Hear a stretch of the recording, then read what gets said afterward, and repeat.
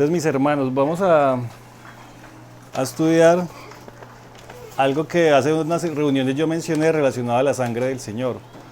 Hace como 3 o 4 reuniones yo mencionaba unos versículos que hablan acerca de las direcciones hacia donde apunta la sangre del Señor, ¿sí se acuerdan? Los mencionamos, los leímos, pero fue digamos que muy superficial, ¿cierto? Solo los mencioné. Entonces la idea de hoy es que lo veamos con un poco más de profundidad acerca de la sangre del Señor. Veamos qué dice la Biblia y la veamos en el momento de nosotros orar o en el momento de partir el pan. Mencionamos la sangre, ¿cierto?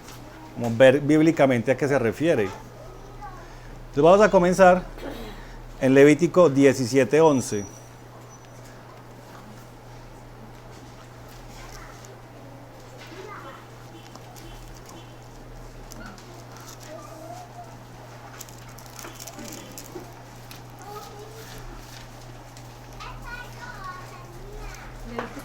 Levítico 17, capítulo 17, verso 11.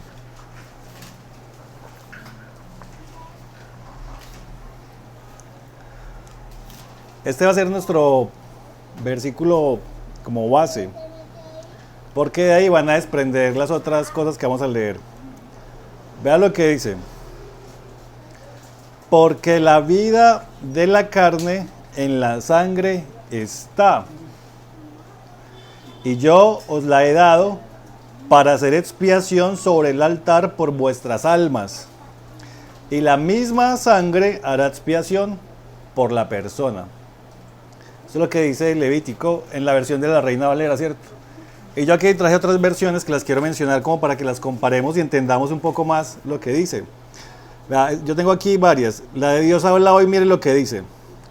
Porque todo ser vive por la sangre que está en él. Y yo se la he dado a ustedes en el altar para que por medio de ella puedan ustedes pagar el rescate por su vida. Pues es la sangre la que paga el rescate por la vida. Mire que esta es mucho más clara, ¿cierto? La vida eterna. Claro, por la vida eterna.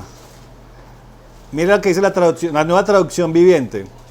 Porque la vida del cuerpo está en la sangre. Les he dado la sangre sobre el altar con el fin de purificarlos, para hacerlos justos ante el Señor. Y tengo la Biblia textual. Dice, porque la vida de la carne está en la sangre.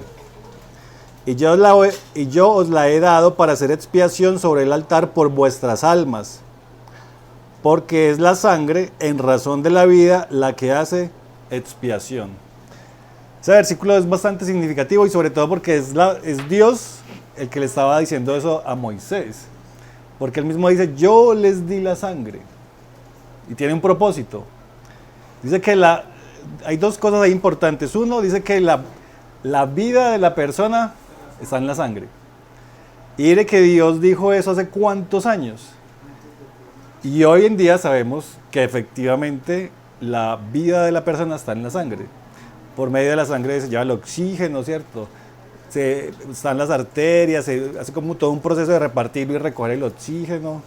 Están los glóbulos, las defensas, se sabe si tiene anemia una persona, se le puede tomar una muestra de sangre y saben cómo está su salud, si el colesterol está alto, si los triglicéridos, todo eso, mire, en la sangre. Y el Señor ya se lo había dicho a Moisés. La vida de la persona está en la sangre. Increíble, ¿cierto? Pero sobre todo también, cuando Dios dice, yo se las he dado para hacer expiación por ustedes. O sea, refiriéndose a que la sangre, pero no cualquier sangre, sino dice que la sangre que se colocaba en el altar. Entonces, por un lado, en la sangre está la vida de la persona, ¿cierto? Pero por otro lado también Dios estaba dándonos sangre para ofrecer en el altar para expiar nuestras almas, nuestras vidas. Expiar es pagar un precio que un tercero pague un precio por algo que yo tenía que pagar. ¿Sí? Por una deuda que yo tenía, que yo no pude pagar, que viene un inocente, paga por mi culpa. Y cuando ese inocente paga por mí, la deuda queda saldada. Entonces Dios está diciendo que nos ha dado la sangre para eso, para pagar por nuestros pecados. ¿Sí? Y es increíble porque es que es la instrucción de Dios. Mire que la sangre no tiene otro propósito. Vamos a ver que es la sangre de antes que utilizaban animales, ¿cierto? Pero posteriormente fue la sangre de Cristo para pagar por nuestros pecados, no más. Mira que aquí no dice que la sangre tiene otro propósito, ni para protegernos del mal o para darnos poder, ¿cierto? O autoridad, no. Es para pagar nuestros pecados. Y lo que vamos a ver es en relación a eso. La sangre tiene esa aplicación con respecto a nuestros pecados. Entonces vamos a leer varios versículos relacionados a eso. Vamos a ir como en orden. Vamos a ir a Génesis 3:7.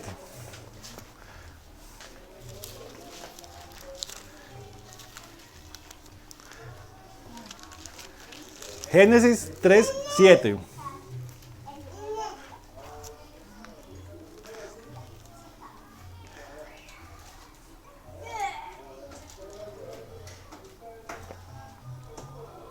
Esta es la caída de Adán y Eva cuando desobedecen a Dios, ¿cierto?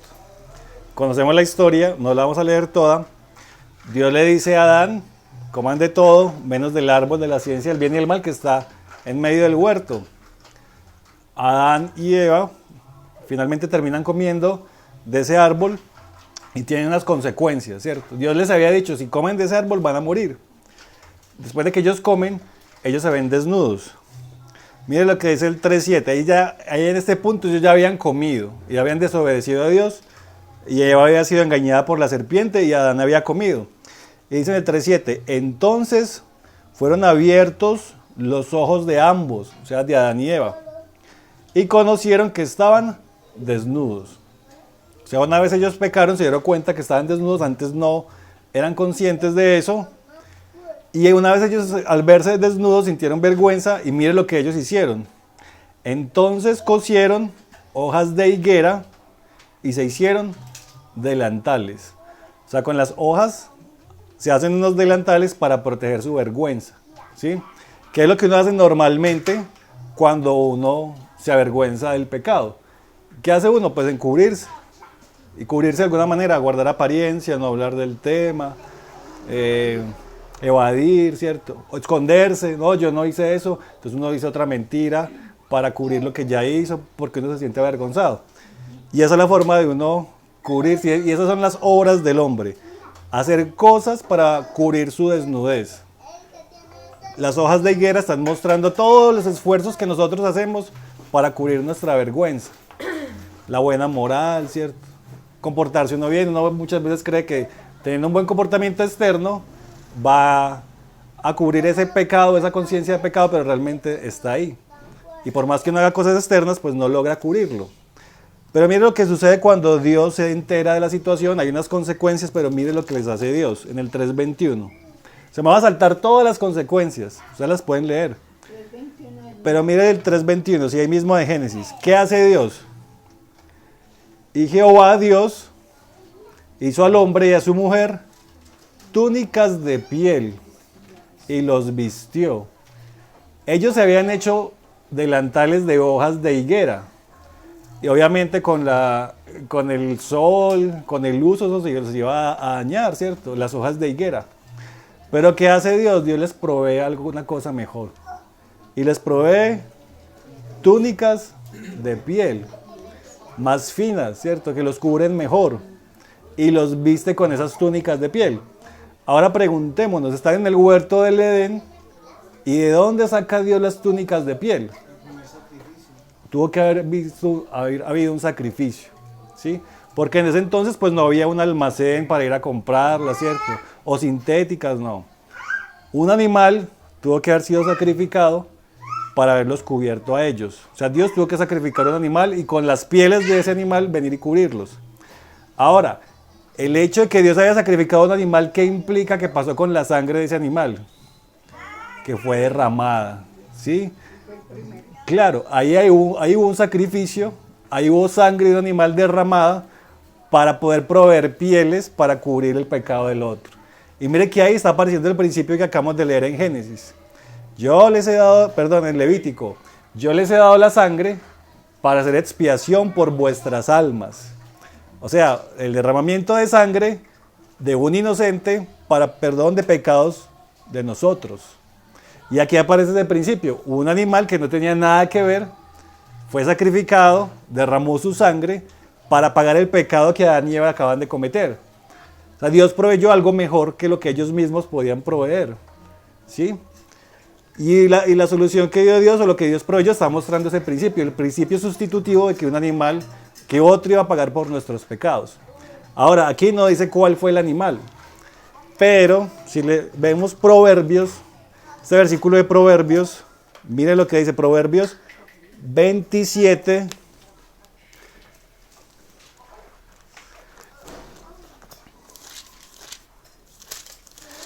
Proverbios capítulo 27, verso 26.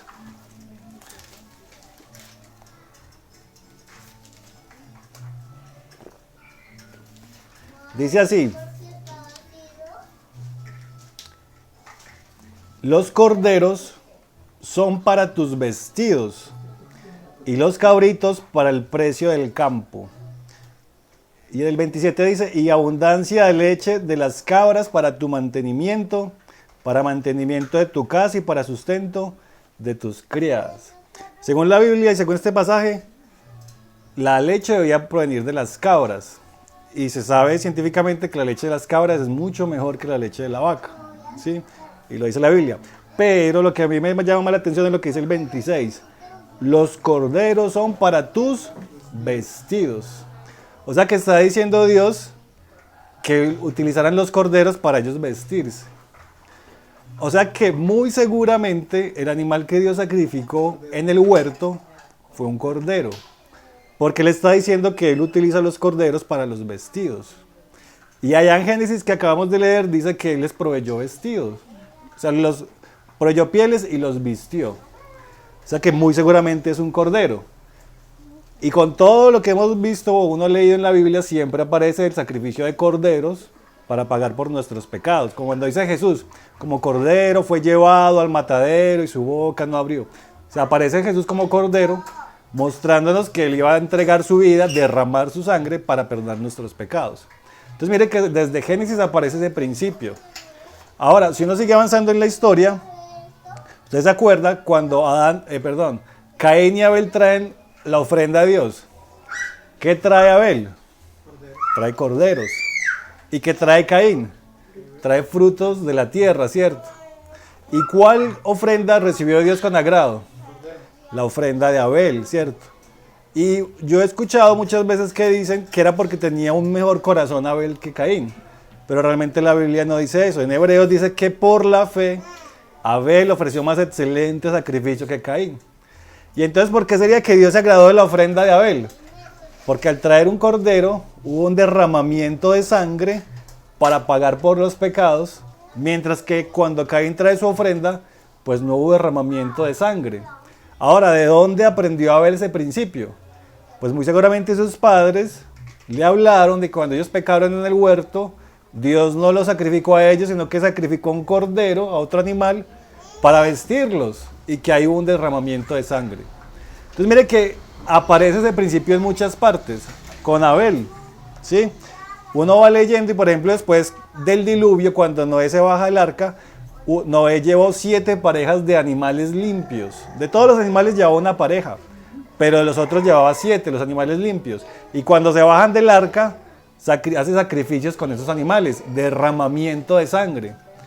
Y Dios recibe esos sacrificios y se agrada de esos sacrificios, ¿sí? Pero uno ve y uno entiende que no era porque Noé fuera una buena persona, sino porque estaba haciendo el mismo principio que Dios había establecido, que la sangre era para expiar los pecados, ¿sí? Eso se va ahí. Vamos a ver entonces lo que pasó en Éxodo capítulo 12. Éxodo capítulo 12, sí. ¿Qué es lo que pasa la noche en la Pascua, cierto?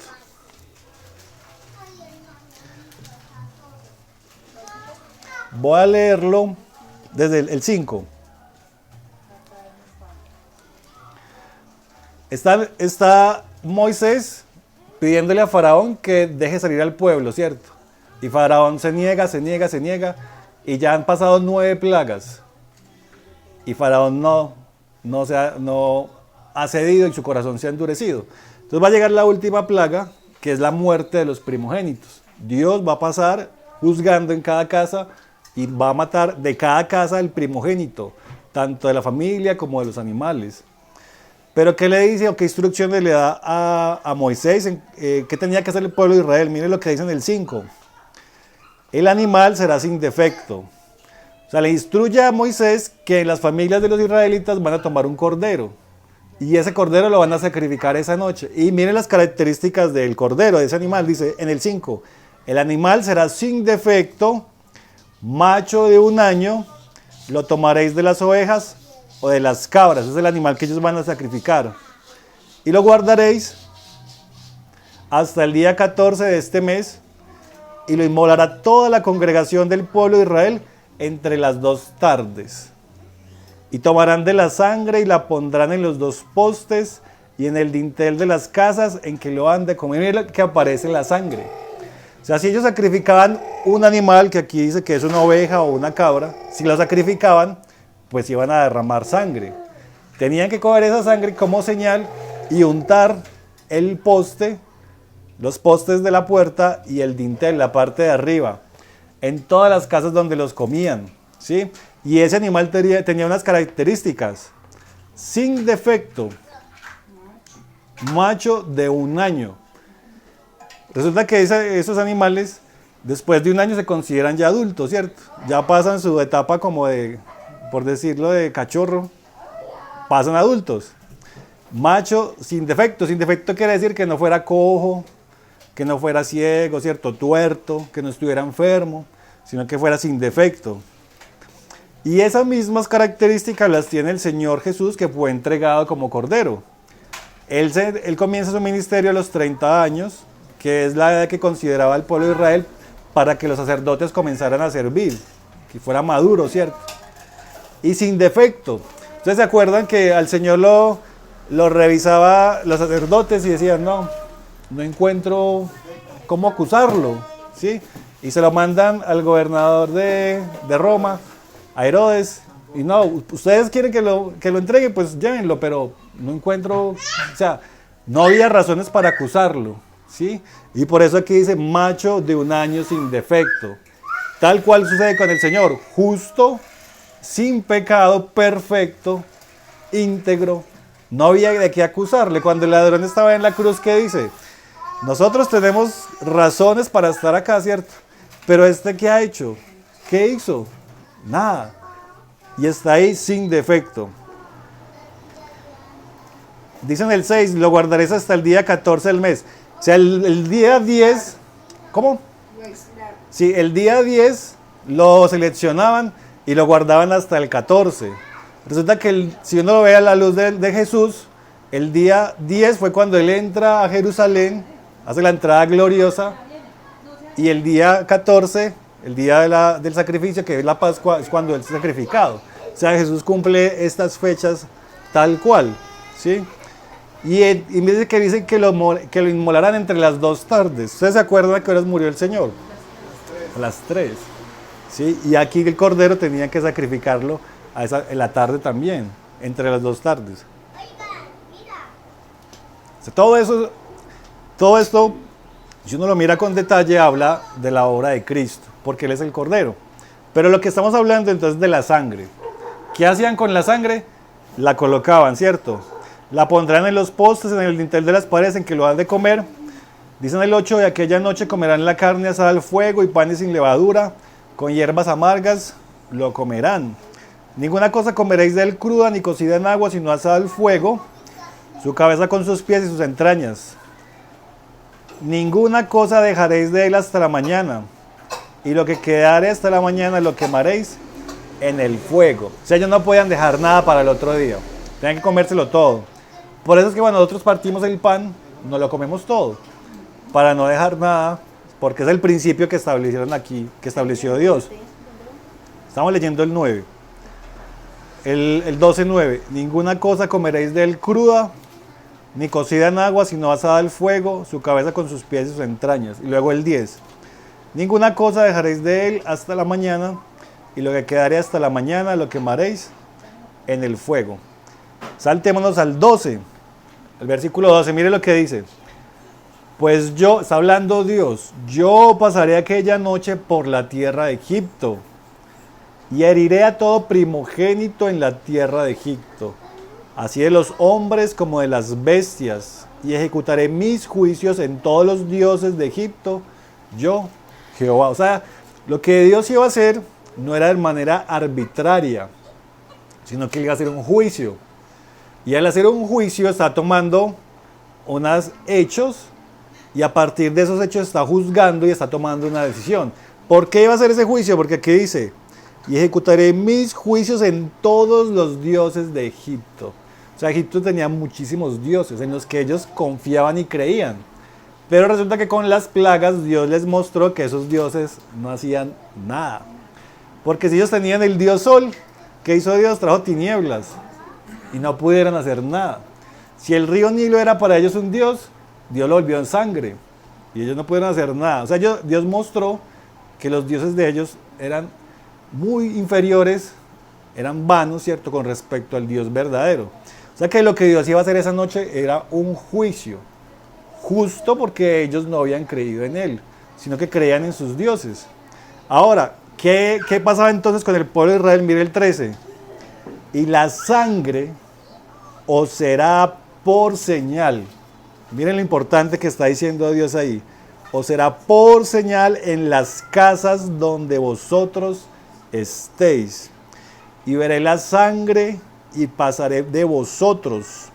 Y no habrá en vosotros plaga de mortandad cuando hiera la tierra de Egipto. ¿Por qué en las casas de los israelitas no hubo muerte? Porque ya había habido una muerte previa. Había habido un sacrificio. Ya habían sacrificado a un animal previamente, habían derramado su sangre y la sangre la habían colocado ahí adelante por señal. O sea, está perdida.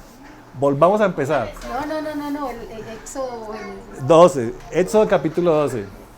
Este que acabo de leer es el 13. Éxodo 12, 13. Este que acabo de leer es Éxodo capítulo 12, verso 13. Dice así, y la sangre os será por señal en las casas. O sea que si Dios pasaba, por decir, y pasaba por esta calle, y veía sangre en la puerta, Dios ¿qué decía?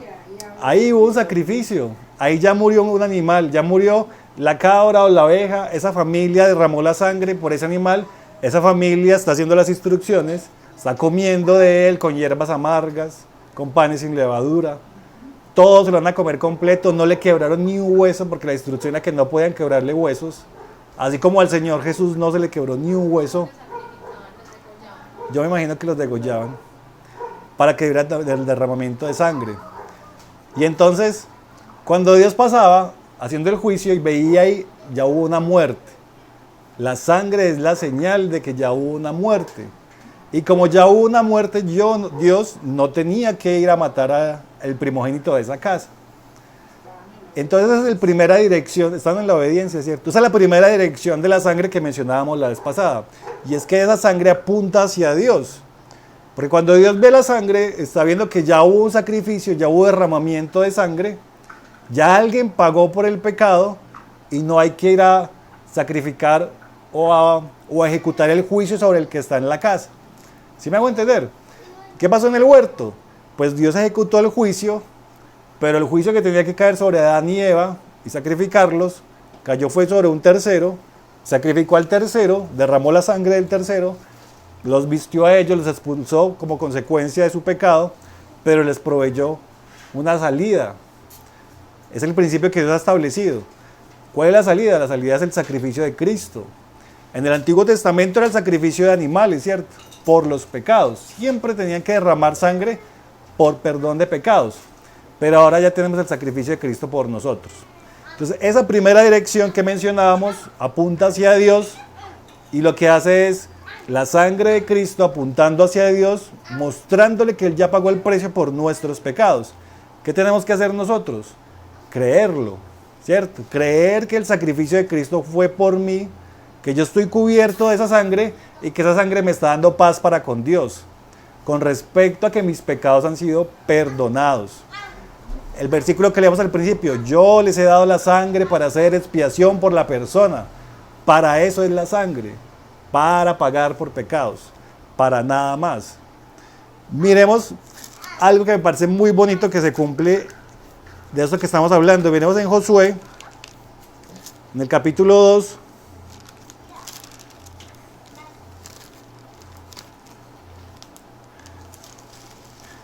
Esta historia la conocen, pero vamos a ver ahí este principio aplicado. Josué capítulo 2, desde el verso 8.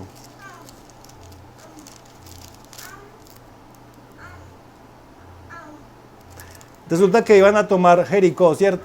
Pero Jericó tenía unas murallas muy grandes, ya en la tierra prometida. Entonces Josué manda a 2 hombres como espías para que conocieran ese lugar y trajeran información de Jericó. En ese lugar los recibe Rahab, ¿sí? Rahab era una prostituta, pero ella recibe a los espías y miren lo que pasa. En el 8. Antes de que ellos durmiesen, ella subió al terrado y les dijo: o sea que Jehová os ha dado esta tierra, porque el temor de vosotros ha caído sobre nosotros. Ven, siéntate acá. Sobre nosotros. Y todos los moradores del país ya han desmayado por causa de vosotros. O sea, las personas de Jericó ya sabían que estaba Israel cerca y que Israel iba a arrasar con ellos, porque ella lo está diciendo, Rahab está diciendo que han escuchado eso. Porque hemos oído que Jehová hizo secar las aguas del Mar Rojo delante de vosotros cuando salisteis de Egipto, y lo que habéis hecho a los 2 reyes de los amorreos que estaban al otro lado del Jordán, a Sehón y a Og, los cuales habéis destruido. O sea, ellos sabían todo, sabían lo que ellos venían haciendo y para dónde iban. Oyendo esto ha desmayado nuestro corazón, ni ha quedado más aliento en hombre alguno por causa de vosotros. Mira lo que dice Rahab: porque Jehová vuestro Dios es Dios, arriba en los cielos y abajo en la tierra. O sea, que Rahab, ¿qué sabía? Que ese era el Dios verdadero. O sea, que el Dios de Israel era el Dios real y que iba por ellos, o sea, que iba a destruir a Jericó. ¿Qué dice en el 12? Os ruego pues ahora que me juréis por Jehová. Rahab lo tenía claro, que como he hecho misericordia con vosotros, así haréis vosotros con la casa de mi padre, de lo cual me daréis una señal segura, y que salvaréis la vida de mi padre, a mi madre, a mis hermanos y hermanas, y a todo lo que es suyo, y que libraréis nuestras vidas de la muerte. Ellos le respondieron: nuestra vida responderá por la vuestra, si no denunciáis este asunto nuestro, y cuando Jehová nos haya dado la tierra, nosotros haremos contigo misericordia. ¿Qué pasó? ¿Le quito? Espera un momentito. ¿En cuál íbamos? En el 14, ¿cierto? Terminamos el 14 y el 15. Entonces ella los hizo descender con una cuerda por la ventana, porque su casa estaba en el muro de la ciudad y ella vivía en el muro. O sea, ella le estaba diciendo que cuando vinieran a atacar a Jericó, que por favor lo salvara a ella y a su familia, ¿cierto? Y mire cómo es ese proceso en el 16. En el 16, y les dijo: marchaos al monte para que los que fueron tras vosotros no os encuentren, y estad escondidos allí 3 días hasta que los que os siguen hayan vuelto, y después os iréis por vuestro camino. Y ellos dijeron: nosotros quedamos libres de este juramento con que nos has juramentado. He aquí, cuando nosotros entremos en la tierra, mire qué tenía que hacer ella: tú atarás este cordón de grana a la ventana por la cual nos descolgaste, y reunirás en tu casa a tu padre, a tu madre, a tus hermanos y a toda tu familia de tu padre, a toda la familia de tu padre. Cualquiera que saliera fuera de las puertas de tu casa, su sangre será sobre su cabeza y nosotros sin culpa. Mas cualquiera que estuviere en casa contigo, su sangre será sobre nuestra cabeza si mano le tocare. Y si tú denunciares este nuestro asunto, nosotros quedaremos libres de este juramento con que nos has juramentado. Ella respondió: sea así como habéis dicho. Luego los despidió y se fueron, y ella ató el cordón de grana a la ventana. Ella no sabía cuándo venían a destruir Jericó. ¿Cuál fue el trato? Amarre un cordón de grana en su ventana, y todos los que están dentro de esa casa van a ser salvos. Los que estén por fuera no es culpa nuestra, ¿cierto? Los que están dentro de la casa. ¿Y ese cordón de grana qué color es? Rojo. Es rojo. O sea, cuando vino el juicio de Dios contra esa ciudad y ellos vieron que estaba el cordón rojo ahí, no iban a tocar esa casa, porque sabían que ahí estaba Rahab y su familia y que Dios los iba a proteger. Los que estaban por fuera iban a morir, pero los que estaban dentro de la casa no. Y mire que había una señal roja por fuera, ¿sí? Tal cual como pasó en la Pascua. En la Pascua había la señal roja por fuera y Dios, donde vio el rojo, que era la sangre, pues pasó por alto, porque Pascua significa eso, pasar por alto. Y los de la casa vivieron. Y mire cómo pasó con Rahab. Los de la casa de Rahab fueron salvos. Y no es que el cordón la haya salvado, la salvó su fe. Porque Rahab confesó y dijo, el Dios de ustedes es Dios arriba y es Dios acá. O sea, Rahab lo sabía. Y ella solamente Ella sabía, escuchaba. claro. Escuchaba en el pueblo lo que decían de Jesús. Ella sabía el testimonio de lo que ellos venían haciendo con todos los pueblos antes y cómo Dios les había dado la victoria, y sabía que Jericó iba a ser destruido. Y Rahab lo confesó y antes les pidió que la salvaran. ¿Y qué tenía que hacer ella? Poner el cordón. Y poniendo el cordón fue salva, ¿sí? Exactamente lo mismo. Ahí es donde se da cuenta que es que Dios no hace esto arbitrariamente ni porque sí, sino que es que nos enseña por medio de ese tipo de cosas. Porque ahí está poniendo en práctica lo que pasó en la Pascua. Este cordón era rojo también, ¿sí? Ahora, si uno lee más adelante, mire lo que dice más adelante en Josué, capítulo 6.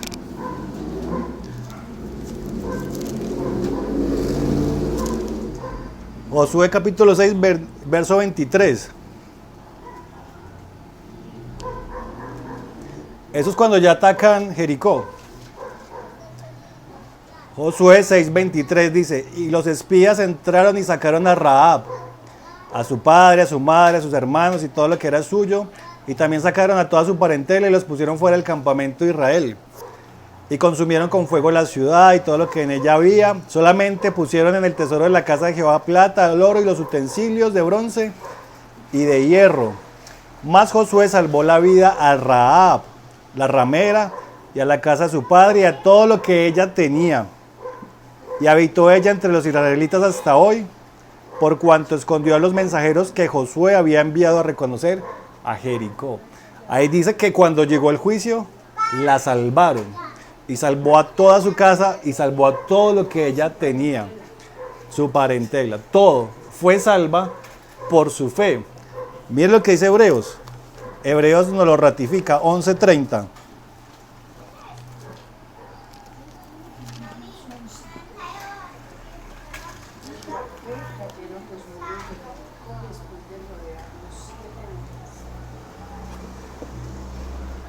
Hebreos capítulo 11.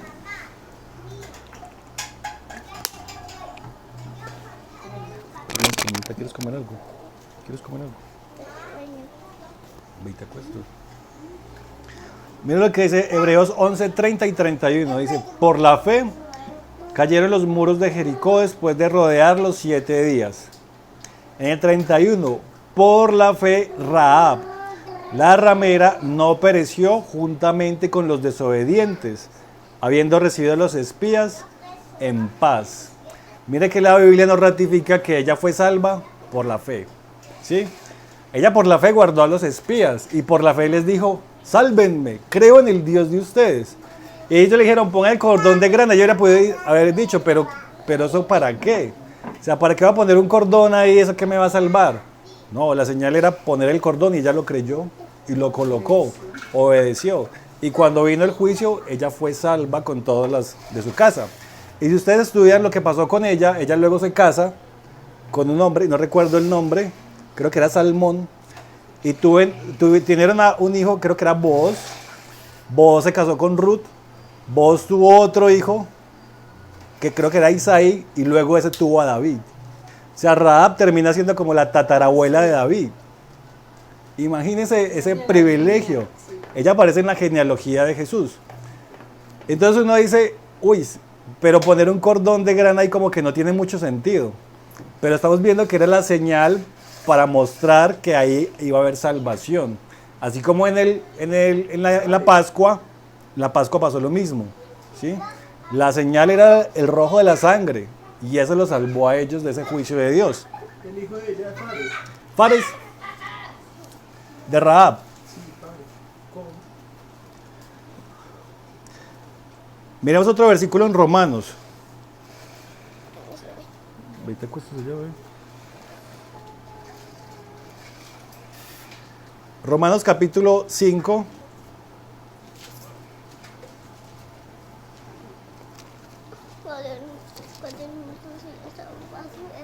Sí, yo te escucho.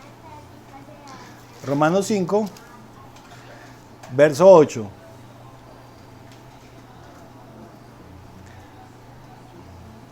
Dice así: mas Dios muestra su amor para con nosotros, en que siendo aún pecadores, Cristo murió por nosotros.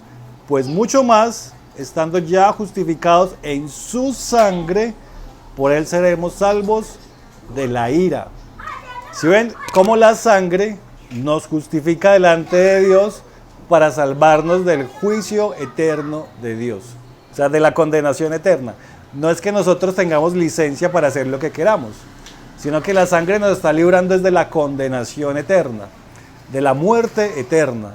Y aquí está diciendo que nosotros siendo pecadores, pues Dios ofrece a Cristo, el inocente, el principio expiatorio que hemos visto desde el Génesis.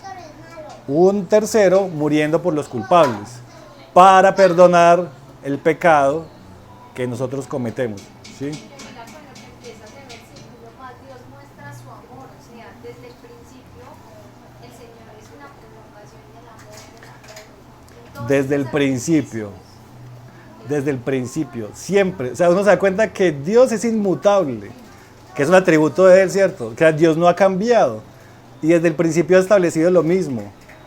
Ustedes merecían morir, pero no. Voy a sacrificar a otro. Y ese otro va a morir por ustedes, por su salvación. Y mire que desde siempre lo ha hecho. Nosotros mereciendo la muerte, no nos ha dado como merecíamos, sino que un tercero ha pagado por nosotros. Y Él nos ha dado siempre, lo que dice Juanita, siempre por su amor nos ha dado una oportunidad. Por su amor ha entregado a su Hijo. Por su amor nos ha tenido paciencia. La vez que estudiamos, y con amor eterno te he amado. Por tanto te prolongué mi misericordia. Ahora, entonces ese es el primer principio, la primera dirección, y es que apunta hacia Dios la sangre, en relación a nuestros pecados, ¿cierto? Y cómo la sangre de su Hijo nos libra de la muerte eterna. Hay una segunda dirección de la sangre, que es hacia nuestras conciencias. Miremoslo en Hebreos capítulo 9.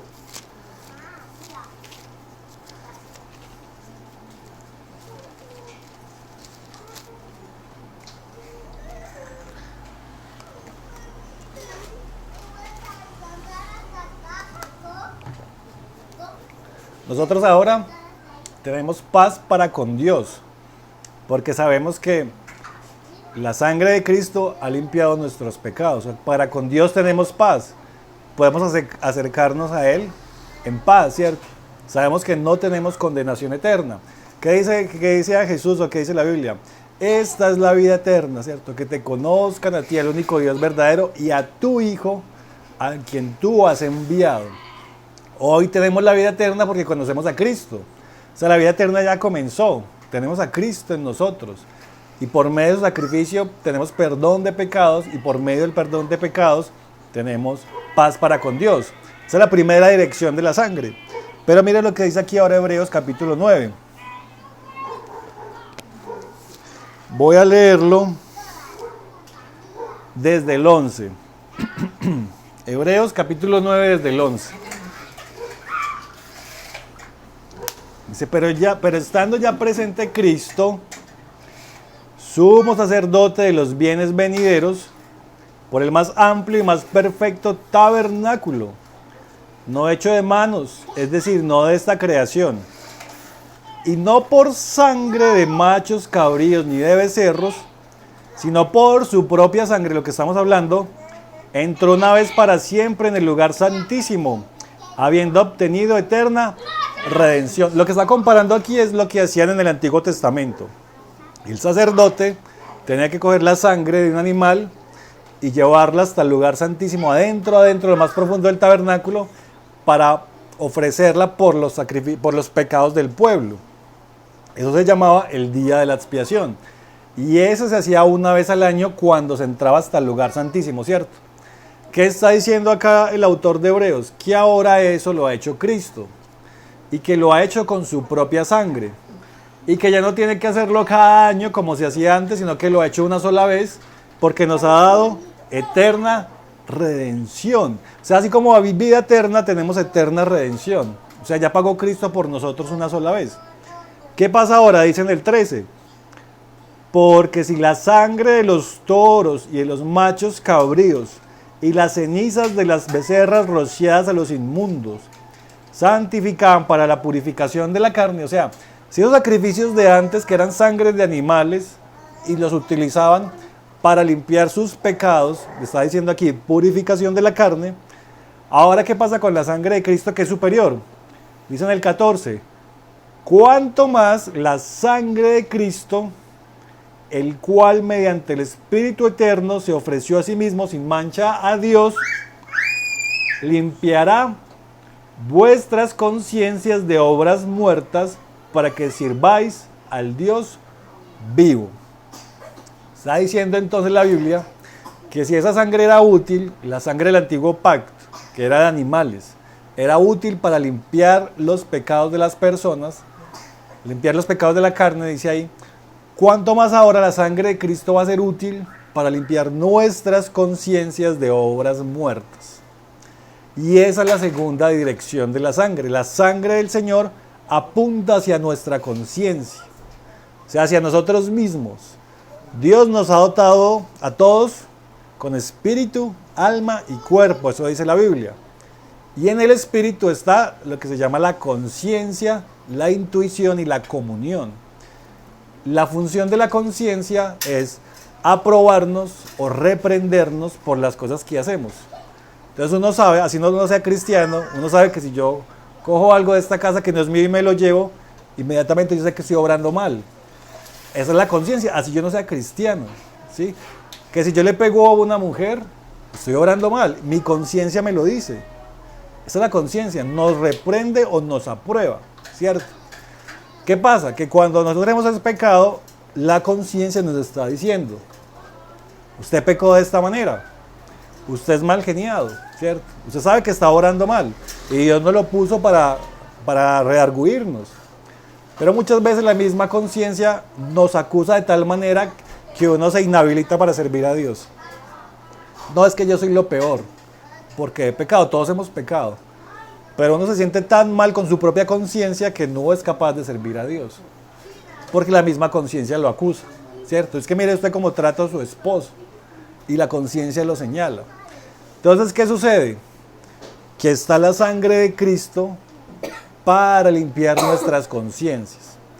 No que la conciencia la quitemos y no nos vaya a señalar o redarguir o aprobar, sino que la conciencia la va a limpiar con la sangre de Cristo. ¿Qué va a pasar? Sí, obré mal, mi conciencia me está acusando, pero yo me arrepiento y tengo la sangre de Cristo para que mi conciencia quede tranquila y no me siga señalando por algo que yo cometí. ¿Sí me hago entender?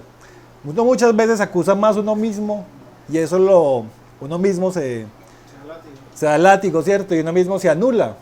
No, yo no oro en la reunión porque es que mire, yo me equivoqué hace tantos años en esto, o yo hice esto, yo traté mal a mi mamá, no sé. Y está la conciencia señalándolo, y la conciencia tiene esa función, aprobar o desaprobar, dice la Biblia en Romanos. Pero entonces, ¿qué sucede? Señor, tú pagaste por mis pecados, por los pecados que mi conciencia me acusa.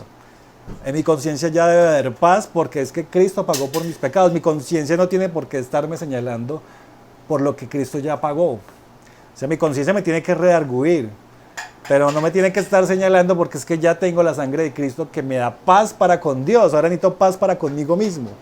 ¿Sí me hago entender? Entonces, la segunda dirección de la sangre es hacia nuestra conciencia. Si mi conciencia me está acusando de manera desequilibrada, si me está señalando, si me está inhabilitando para servir al Señor, tengo que decir a mí mismo, ¿cierto? Pedirle al Señor, es que la sangre de Cristo ya pagó por mí, por este pecado. Mi conciencia tiene que estar en paz por eso.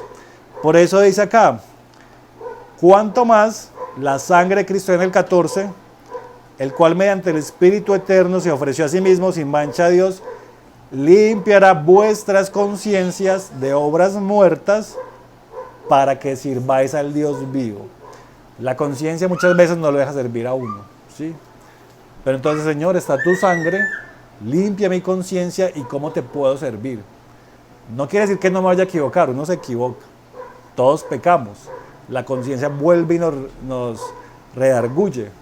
Pero Señor, me arrepiento, está tu sangre que pagó por mí y limpia mi conciencia. O sea, mi conciencia tiene que estar equilibrada, tanto para redarguirme, corregirme, como también para tener claro que Cristo pagó por mis pecados, ¿sí?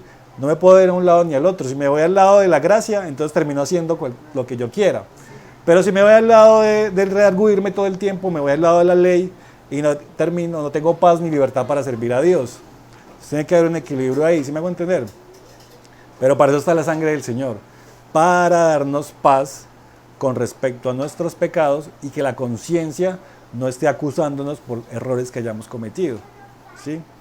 Eso también es la segunda dirección hacia donde apunta la sangre, hacia nuestra conciencia. Es algo interior de cada uno y que el Señor nos ayude a que podamos tener paz en nuestro interior, porque algunas personas, algunos hermanos sufren bastante por eso, porque se sienten muy señalados por eso, ¿sí? Es claro, está ahí, ¿sí? Y hay una tercera dirección que la vamos a ver en Apocalipsis. Apocalipsis capítulo 12.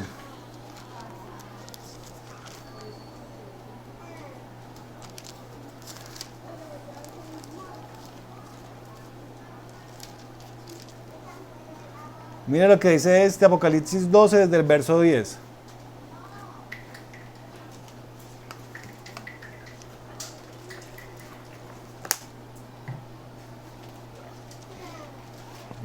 Dice: Entonces oí una gran voz en el cielo que decía: Ahora ha venido la salvación, el poder y el reino de nuestro Dios y la autoridad de su Cristo, porque ha sido lanzado fuera el acusador de nuestros hermanos, el que los acusaba delante de nuestro Dios día y noche. ¿Ese acusador quién será?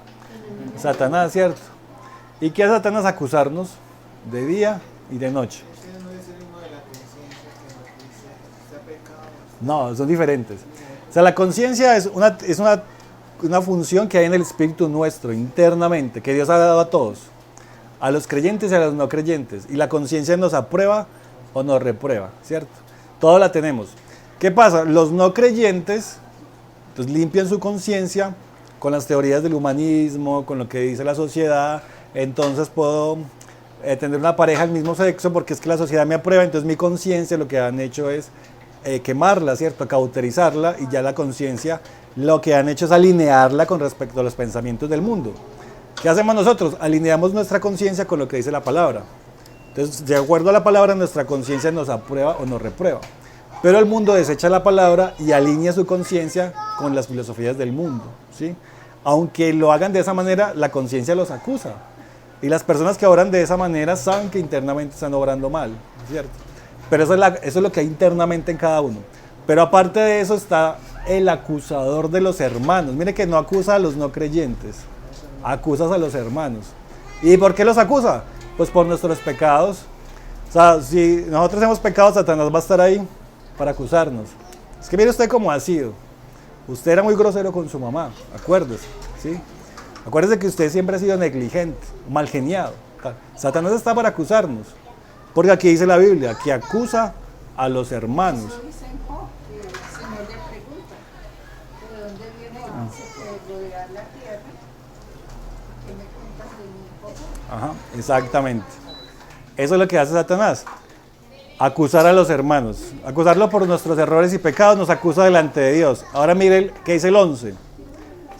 Y ellos, o sea, los hermanos, le han vencido al acusador, a Satanás. ¿Le han vencido cómo? Por medio de la sangre del Cordero y de la palabra del testimonio de ellos. ¿Cómo? Ya ahí en la sangre de Jesucristo. Claro, es la sangre de Cristo. Cuando Satanás viene a acusarme por mis errores, por mis pecados, ¿qué pasa? Si él me está acusando por un pecado, yo ¿cómo debo contrarrestarle? Decirle, no, mire, la sangre de Cristo pagó por mis pecados. O sea, ¿cómo me va a acusar por algo que yo ya tengo saldado? ¿Cómo me va a cobrar una deuda que ya pagué, que no me pertenece? ¿Sí? Por eso hay que conocer la verdad y la verdad nos hará libres. ¿Y cuál es la verdad? Que Cristo pagó por nuestros pecados. Por ¿Sí? eso ya estamos bajo la gracia. Sí, bajo la gracia del Señor, que vino por medio de Cristo, ¿cierto? Entonces, ¿cómo vencemos al acusador? Por medio de la sangre de Cristo, la sangre del Cordero. Nos señala si Él lo va a hacer. Pero ¿qué tenemos que tener claro nosotros? Y es que tenemos paz para con Dios porque Cristo pagó por nuestros pecados. Satanás es el padre de la mentira. Entonces va a venir a engañarnos, a decirnos cualquier cantidad de cosas.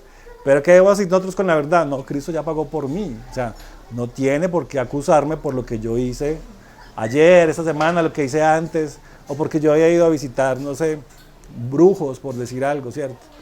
Y ahora ya me arrepiento de eso y Satanás va a venir a reclamar, ¿no? Cristo pagó por mis pecados, ya no tiene derecho sobre mí. No solamente la sangre, sino que dice, y de la palabra, del testimonio de ellos. O sea, por medio del testimonio que hay en la palabra también. Son ambas cosas. Pero entonces es el tercer sentido de la sangre hacia Satanás. En el sentido de que cuando Él venga a acusarnos, nosotros tenemos paz porque Cristo ya pagó por esos pecados que Él nos está acusando. Porque la sangre de Cristo ya fue derramada por nosotros. Mire que esas tres direcciones, todas son en relación al pecado. El juicio para con Dios, tenemos la sangre que apunta hacia Dios, con nuestras conciencias, porque nuestras conciencias nos acusa, también está nuestro pecado, está la sangre con referencia a eso, y está la sangre con referencia a las acusaciones de Satanás. Por eso lo que leemos en Levítico, yo les he dado la sangre para hacer expiación por la persona. Claro, el Señor nos ha dado su sangre para perdonar nuestros pecados. O sea, eso es una verdad clara que tenemos que tener, para nada diferente.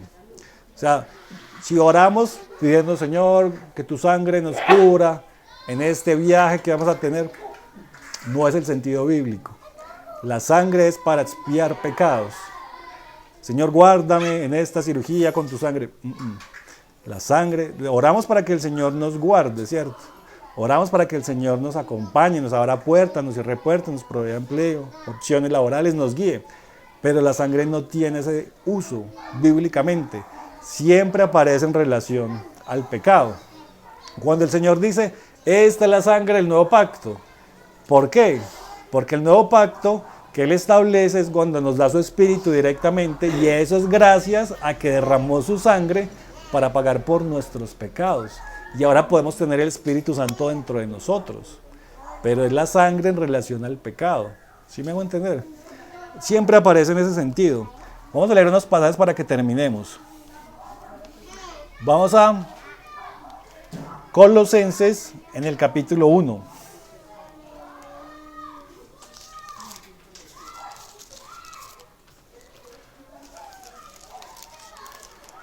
Colosenses capítulo 1, verso 13.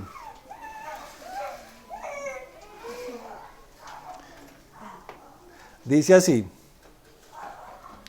el cual nos ha librado de la potestad de las tinieblas y trasladado al reino de su amado Hijo, en quien tenemos redención por su sangre, el perdón de pecados.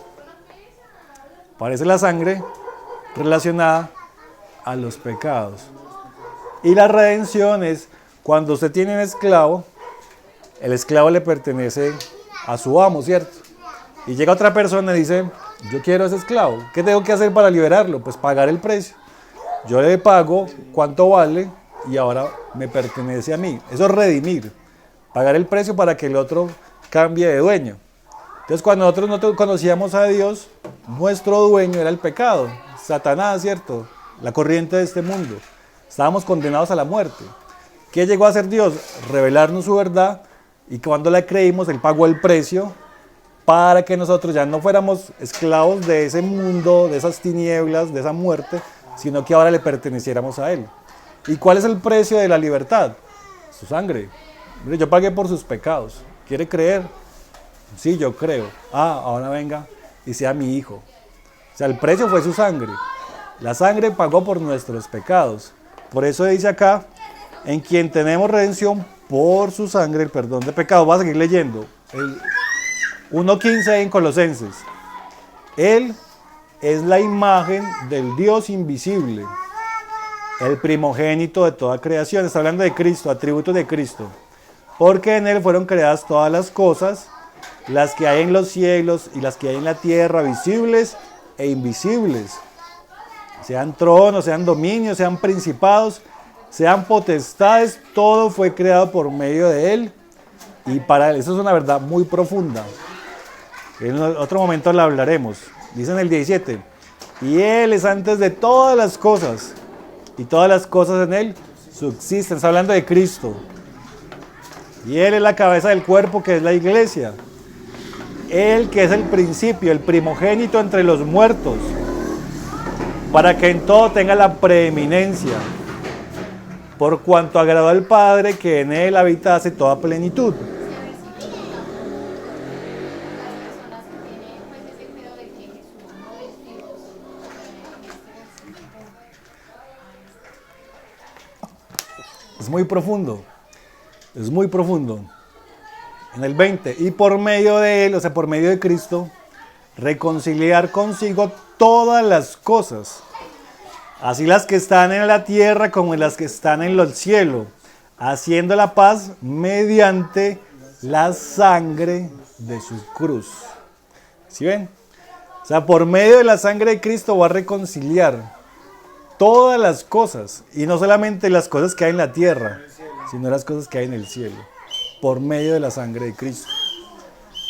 Por medio de la sangre de Cristo tenemos paz, haciendo la paz, por medio de la sangre de su cruz. O sea que el sacrificio de Cristo no solamente fue para nosotros, para reconciliarnos con Él, sino también para lo que pasó en el cielo.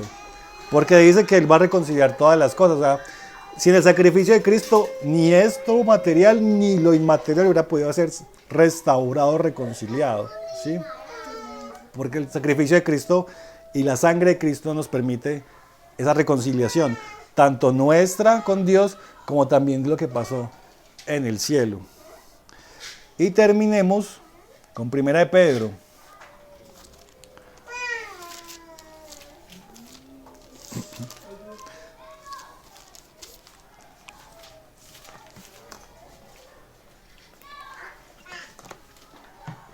Primera de Pedro, desde el capítulo 1,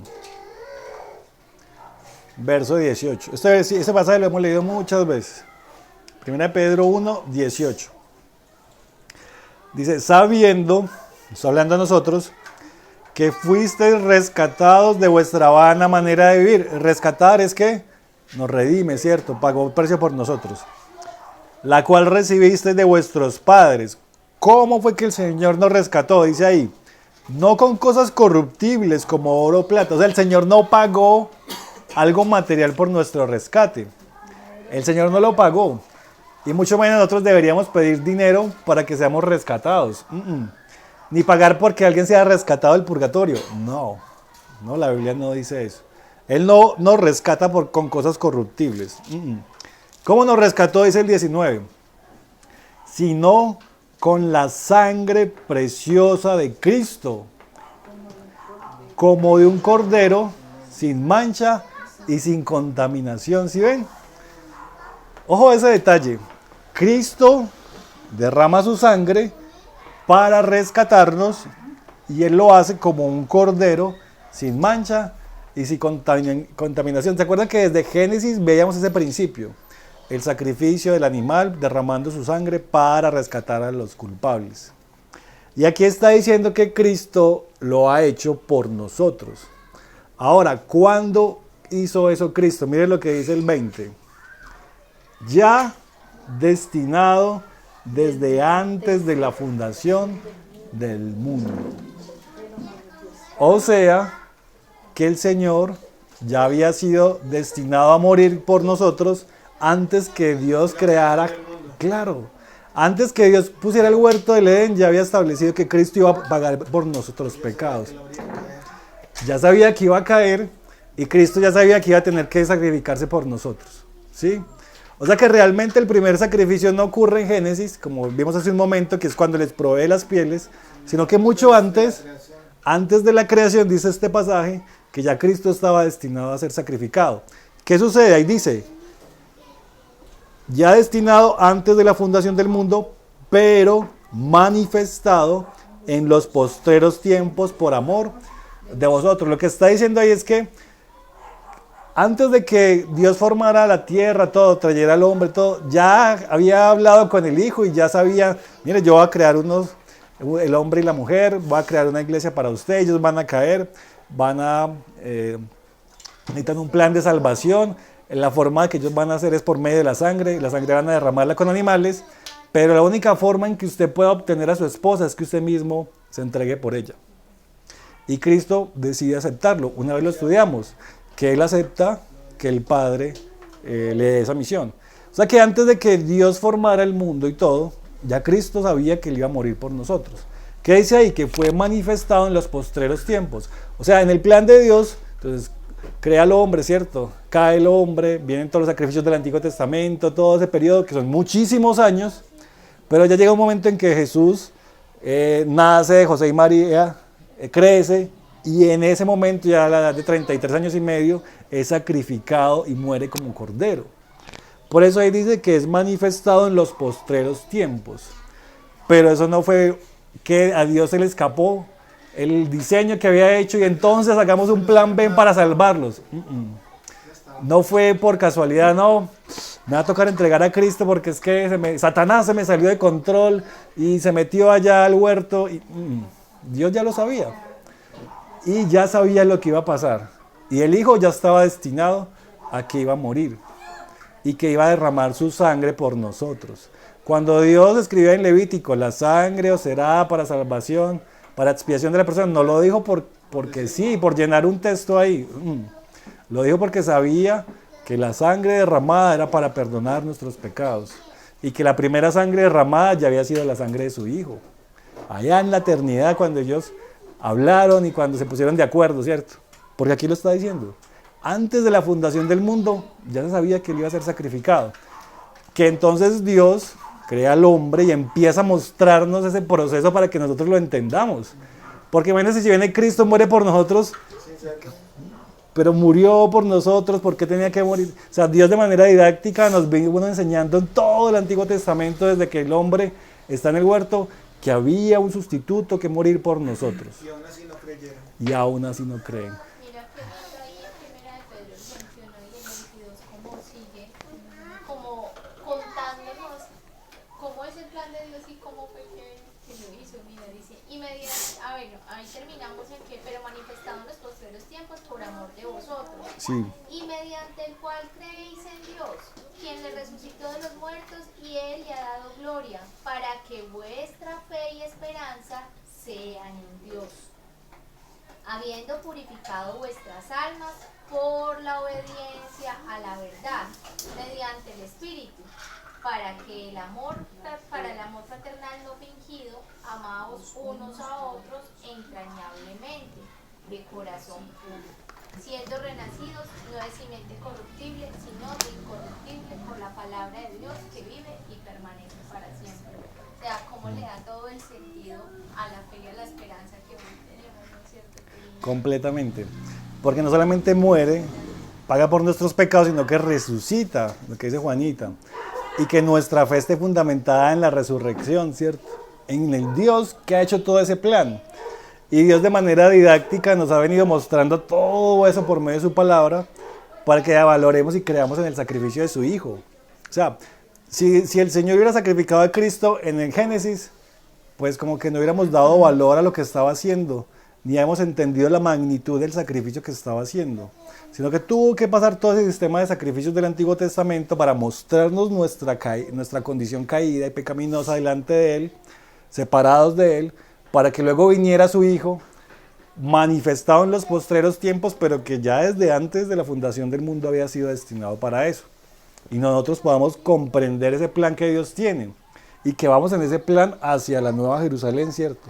Hacia el establecimiento de su reino, hacia su segunda venida, hacia el juzgar todas estas naciones. O sea, estamos en ese proceso. Pero la sangre de Cristo está de por medio, siempre en relación al pecado, siempre en relación a que nuestros pecados han sido perdonados, para podernos relacionar con Dios. ¿Sí me hago entender?